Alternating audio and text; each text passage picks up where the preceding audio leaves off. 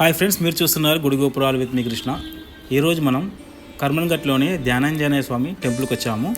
ఈ టెంపుల్ హైదరాబాద్లోని ఎల్బీనగర్లో సాగర్ రోడ్లోని కర్మన్ఘట్లో ఉంది.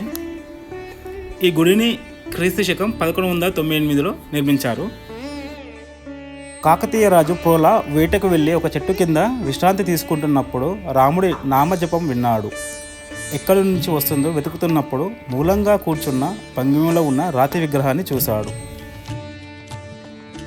రాజు తన రాజధానికి తిరిగి వచ్చిన తర్వాత రాత్రి కలలో ఆంజనేయుడు కనిపించి తన ఆలయాన్ని నిర్మించమని చెప్పాడని పురాణాలు చెబుతున్నాయి. ఈ ఆలయంలో హనుమాన్ గుడితో పాటు వేణుగోపాల స్వామి ఆలయము, విశ్వనాథ స్వామి ఆలయము మరియు సంతోషిమాత ఆలయము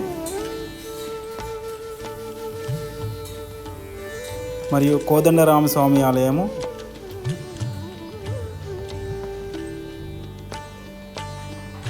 నాగేశ్వర ఆలయము, స్ఫటిక లింగేశ్వర ఆలయము ఈ ఆలయంలో ఉన్నాయి.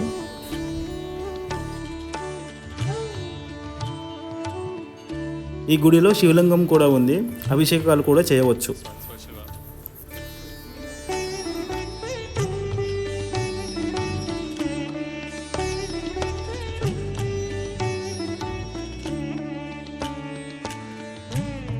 ఈ కర్మన్ఘట్ హనుమాన్ టెంపుల్ని ధ్వంసం చేయడానికి వచ్చిన ఔరంగజేబుని పెద్ద పెద్ద శబ్దాలు చేస్తూ మెరుపులతో అతన్ని వణికించింది. అది చూసి భయపడి తిరిగి వెళ్ళిపోయాడు. దాని తర్వాత మళ్ళీ అటువైపు రాలేదని చరిత్ర చెబుతుంది.